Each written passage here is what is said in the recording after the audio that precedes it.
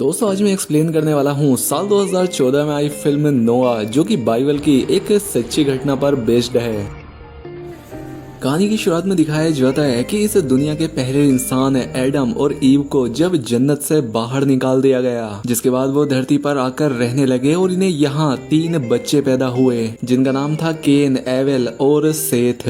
बड़ा होने पर केन अपने भाई एवेल को मार देता है और ईस्ट की तरफ भाग जाता है, जहाँ पर कि उसे वोचर्स पनाह देते हैं। और वोचर वो लोग होते हैं जिन्हें कि ईश्वर ने स्वर्ग से निकालकर धरती पर पटक दिया था। इन वोचर्स की मदद से केन का साम्राज्य फैलता ही चला गया और अब ये एक बहुत बड़ी सिविलाइजेशन बन चुकी थी। लेकिन इनके अंदर का हरामीपन और इनकी ईर्ष्या की भावना जो कि धीरे धीरे इस पूरी दुनिया को ही खत्म कर रही है। वहीं मूवी के प्रेजेंट टाइम में दिखाया गया है कि एडम के बेटे सेथ की 6 पीढ़ियां बीत गई हैं और उसकी 7वीं पीढ़ी के बेटे का नाम लेवन होता है। लेवन का एक छोटा बेटा भी था जिसका नाम होता है नोआ। यहाँ पर लेवन अपने बेटे को अपने पूरे वंश की कहानी बता रहा होता है कि तभी उन्हें यहाँ पर कुछ आदमियों की आवाज सुनाई दी। लेवन ने अपने बेटे को जल्दी से छिपा दिया और वो खुद उनके सामने गया। और ये केन के वंशज थे जो कि अपने लोगों के साथ यहाँ जोहार, जो कि एक बहुत ही कीमती पत्थर था, ये उसे ढूंढने के लिए यहाँ आए हैं। और इस आदमी का नाम होता है ट्यूबल केन।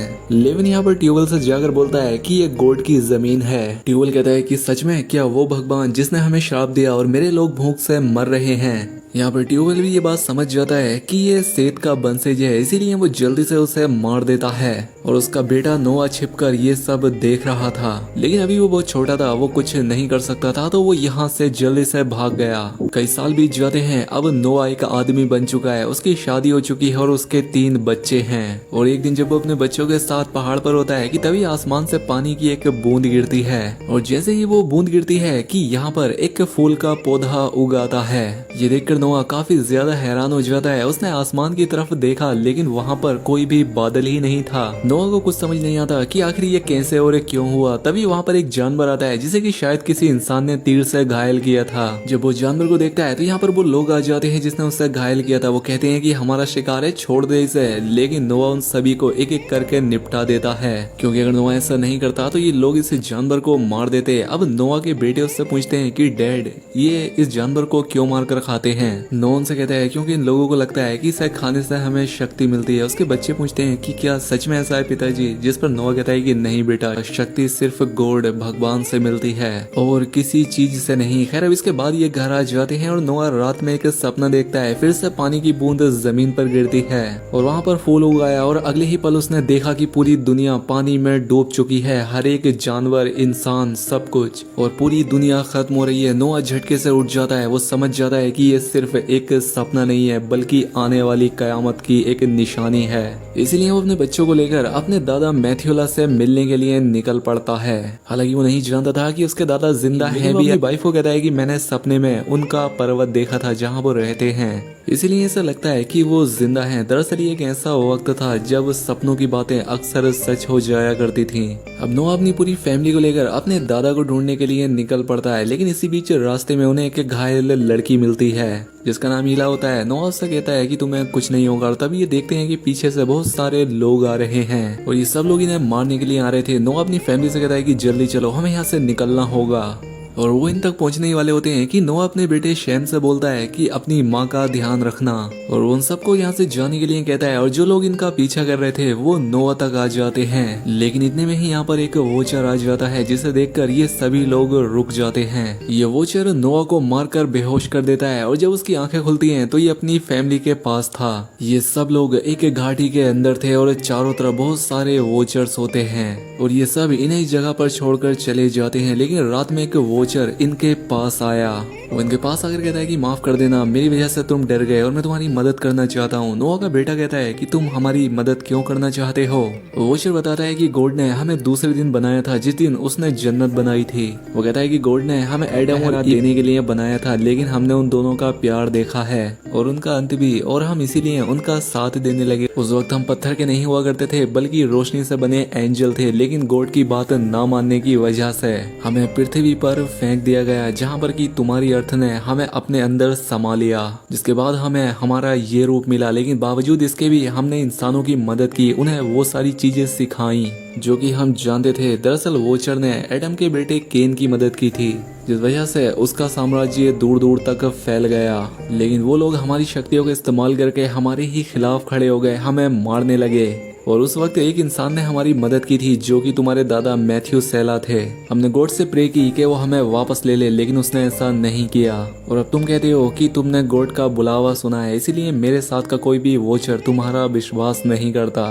दरअसल नोआ ने अपनी पीढ़ियों को ये सारी बातें पहले ही बताई थी, लेकिन उनकी किसी भी बात पर इंसानों ने विश्वास नहीं किया और अब दुनिया को पूरी तरह से तबाह कर दिया है। लेकिन फिर भी ये वोचर नोआ पर विश्वास करता है, कहता है कि मुझे तुम में एडम की झलक दिखती है, वो एडम जिसकी मदद के लिए मैं यहाँ आया था और इसीलिए मैं तुम्हारी भी मदद कर रहा हूँ।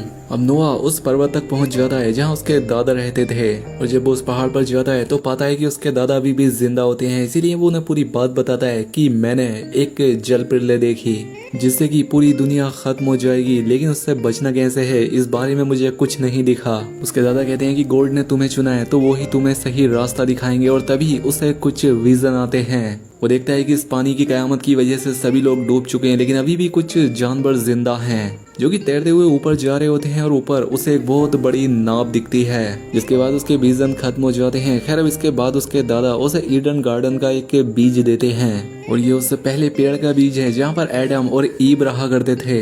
नीचे आकर वो उस बीज को एक जगह पर बो देता है और रात में सो गया। और सुबह जब वो उठकर देखता है तो वो पाता है कि जो वोचर उन्हें यहाँ तक लेकर आया था उसे उसके ही दो साथी वोचर पकड़कर ले जा रहे थे, क्योंकि इनके हिसाब से उसने गद्दारी की है और ये इंसानों की मदद नहीं करना चाहते। लेकिन इतने में ही यहाँ नोहा आ गया, वो उन्हें रोकता है और एक वोचर जल्दी से नोहा को मारने के लिए आता है, लेकिन इससे पहले कि वो उसे मारता कि तभी जमीन से पानी निकलना शुरू हो जाता है, और ये पानी उसी जगह से निकल रहा था जहाँ पर कि नोआ ने वो बीज बोया था। वो पानी इस बंजर रेगिस्तान के चारों तरफ बहने लगता है, और जो ये जमीन पूरी तरह से बंजर थी, यहाँ देखते ही देखते बहुत सारे पेड़ उगाते हैं और एक घना जंगल बन गया। नोआ का बेटा कहता है कि पिताजी ये क्या है? नोआ कहता है कि ये हमारे नाव बनाने का सामान है, इस जंगल से हम नाव बनाएंगे। और अब वोचर्स को भी यकीन हो जाता है कि नोआ सही कह रहा है, गॉड का सच में उसे कोई संदेश है। इसलिए वो उसे कहते हैं कि इस कश्ती को बनाने में हम भी तुम्हारी मदद करेंगे। और ये कश्ती सिर्फ इन्हीं लोगों के लिए नहीं बल्कि पृथ्वी पर जितनी भी जानवरों की प्रजातियां या इंसान है उन सभी के लिए थी। और अब इसीलिए इन्हें एक बहुत बड़ी नाव बनानी होगी, और इस नाव को बनाते हुए अब इन्हें कई साल बीत जाते हैं। नोआ के बच्चे भी अब काफी बड़े हो गए थे और इनकी कश्ती भी लगभग आधी तैयार हो चुकी थी, और अब बहुत सारे अलग अलग प्रजाति के पंछी जानवर इनकी नाव की तरफ आने लगते हैं, क्योंकि ये गॉड का एक फरमान था कि हर एक जानवर या पक्षी की प्रजाति का एक एक जोड़ा इस नाव में सवार हो जाए, ताकि दुनिया में कयामत आ जाए तो वो उसके बाद भी बचे रहें, जो कि कयामत के बाद अपनी प्रजाति को फिर से फैलाएं। अब यहाँ पर बहुत बड़े बड़े सांप और बाकी जानवर भी आने लगे, रेंगने वाले, चलने वाले। और अब नोआ भी जान गया था कि अब वो वक्त आ गया है जब पानी की कयामत होगी। लेकिन तभी यहाँ पर वो आदमी आ जाता है जिसने नोआ के फादर को मारा था, जिसका नाम ट्यूबल केन है। ट्यूबल केन कहता है कि मैंने चमत्कारों के बारे में सुना था, लेकिन मैंने उन पर विश्वास नहीं किया। लेकिन जब मैंने सैकड़ों पक्षियों को इस तरफ आते हुए देखा तो मुझे यहाँ आना पड़ा। ट्यूबल केन को कयामत के बारे में कुछ भी नहीं पता होता, तो नोआ उसे समझाता है, कहता है कि ये एक कश्ती है, और जब यहाँ पर कयामत आएगी तब हम इस कश्ती, इस नाव से मासूम प्रजातियों को बचाएंगे। ट्यूबल केन कहता है कि गॉड क्या होता है इस बारे में मुझे कुछ नहीं पता, लेकिन उसने हमें भटकने के लिए छोड़ दिया, हम सब लोग अनाथ हैं। लेकिन ट्यूबल इस जगह पर अपना कब्जा करना चाहता था, तो नोआ उसे समझाता है कि मैं सैत का आखिरी वंशज हूँ, तुम सब लोग जल्दी से यहाँ से चले जाओ, सब लोग यहाँ से वापस लौट जाओ, हम सबका फैसला पहले ही हो चुका है। अब क्योंकि यहाँ पर ट्यूबल के साथ बहुत सारे लोग थे तो वो नोआ की इस कश्ती को हड़पना चाहता था, लेकिन तभी यहाँ पर बहुत सारे वोचर्स खड़े हो जाते हैं जिन्हें कि अभी तक ट्यूबल ने नहीं देखा था, और इन्हें देखकर ट्यूबल के लोग बहुत डर जाते हैं। ट्यूबल कहता है कि तुम एक जल प्रलय के बारे में कह रहे हो, लेकिन अगर ऐसा सच में हुआ तो नाव में आऊंगा।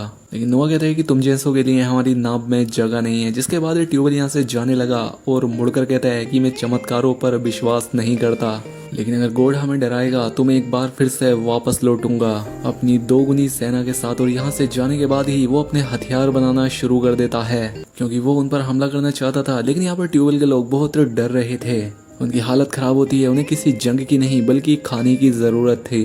वही नोआ का जो छोटा बेटा होता है जिसका नाम हैम होता है, इसे एक खास बीमारी होती है, इसे एक औरत चाहिए थी अपने लिए। वो अपने फादर से कहता है कि आपने मुझसे वादा किया था कि आप मेरे लिए मेरी वाइफ लेकर आएंगे, जिस पर नोआ कहता है कि ऐसा कुछ नहीं होने वाला, तुम अपने काम पर ध्यान दो, हमें जल्द ही काम पूरा करना है, जल प्रलय जल्द ही आने वाली है। और इस बात से हैम नाराज होकर यहाँ से भाग गया। नोआ अपनी वाइफ से कहता है कि हम भी अपना काम करेंगे, ये काम पूरा कर लेने के बाद हम भी बाकी लोगों की तरह ही मर जाएंगे। दरअसल इनके पास जो लड़की होती है जो इन्हें बचपन में मिली थी, जिसका नाम एला था, जब वो इन्हें मिली थी तो उस वक्त उसके पेट में बहुत गहरी चोट लगी थी, जिस वजह से वो कभी भी माँ नहीं बन सकती। और क्योंकि नोआ अपने बच्चों के लिए उनकी कोई भी पत्नी नहीं लेकर आया था, जिसका मतलब ये था कि अगर जल प्रलय के बाद ये लोग बच भी गए तो इनका वंश आगे नहीं, क्योंकि इनके 3 बेटे हैं। जिस पर नोआ कहता है कि जल प्रलय के बाद जब हमारी फैमिली बचेगी और जब हम लोग मरेंगे तो हमारे मरने के साथ ही इंसान भी यहाँ से हमेशा के लिए खत्म हो जाएंगे। और शायद गॉड की भी यही मर्जी है। अब इस बात से परेशान होकर नोआ की वाइफ उसके दादा मैथ्यूलस के पास जाती है। हालांकि मैथ्यूस एला उसकी बात का कोई अच्छे से जवाब नहीं देते, लेकिन जब एला जंगल में घूम रही थी तो मैथ्यूस एला उसे जंगल में मिलते हैं और कहते हैं कि तुम पिछले 10 साल से मेरी फैमिली के साथ रह रही हो, तो तुम भी मेरी फैमिली का हिस्सा हो, और पिछले 10 सालों में मैंने तुम्हें कुछ नहीं दिया है। जिसके बाद वो उसके पेट पर हाथ लगाते हैं और उसकी वो बीमारी जिससे वो कभी माँ नहीं बन सकती थी वो खत्म हो जाती है।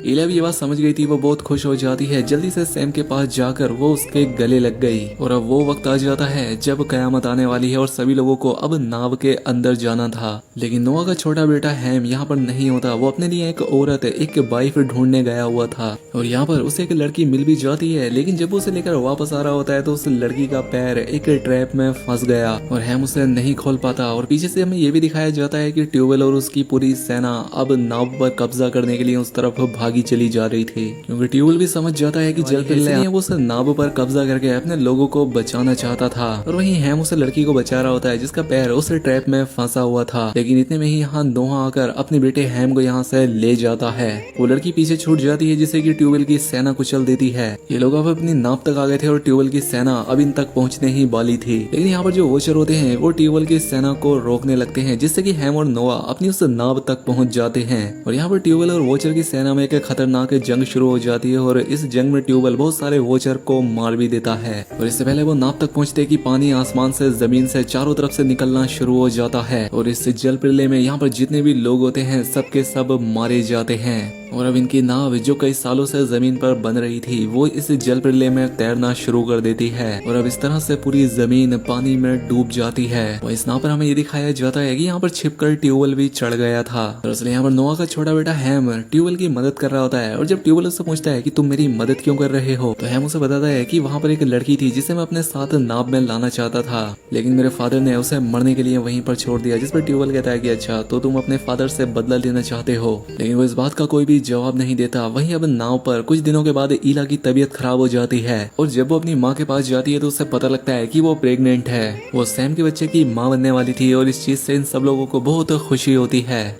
इसलिए ये सभी लोग जल्दी से नोआ के पास जाकर उसे बताते हैं कि ये माँ बनने वाली है। नोआ कहता है कि ये मुमकिन नहीं है, ये तो बांझ है। जिस पर नोआ की वाइफ उससे कहती है कि मैं दादाजी के पास गई थी और उन्हीं की दुआ की वजह से ये ठीक हुई है। इस बात से नोआ को बहुत गुस्सा आता है। वो कहता है कि तुमने गॉड के हुक्म को नकारा है, अब इतनी सारी जो जाने गई है वो सारी बेकार हो जाएंगी। इसके बाद नोआ बाहर जाता है जहाँ पर बारिश हो रही होती है और वो गॉड से कहता है कि आपको मेरी बात सुननी होगी, ये सब ऐसा क्यों हुआ। लेकिन उसकी बात का कोई जवाब नहीं आता।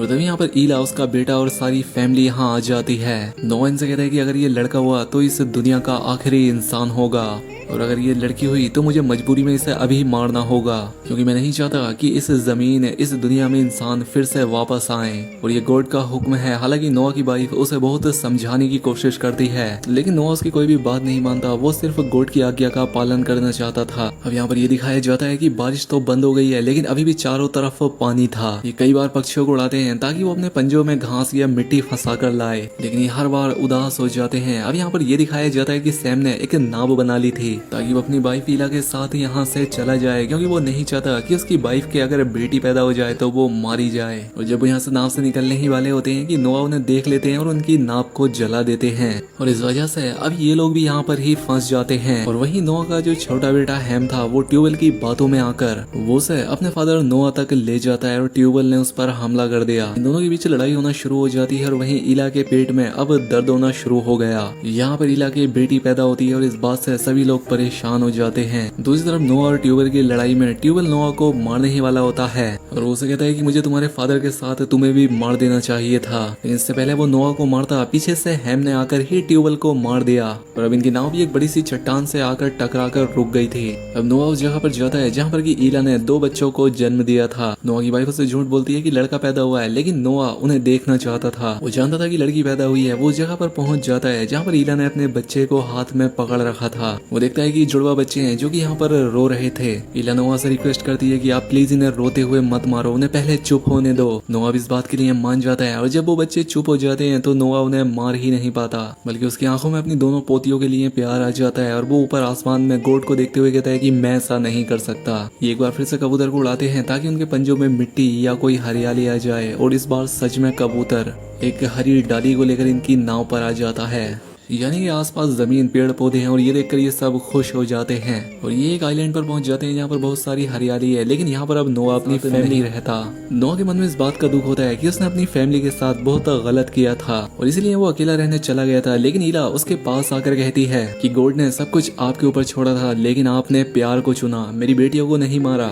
इस बात से नोआ को बहुत तसल्ली मिलती है और एक बार फिर से वो अपनी फैमिली के साथ ही आकर रहने लगता है और वो अपनी फैमिली अपनी पोतियों के लिए ये दुआ करता है कि तुम सब लोग हमेशा खुश रहो और फिर से इस पूरी दुनिया में फैल जाओ, अपनी सल्तनत बढ़ाओ। और इसी के साथ ये फिल्म, ये कहानी यहाँ खत्म हो जाती है।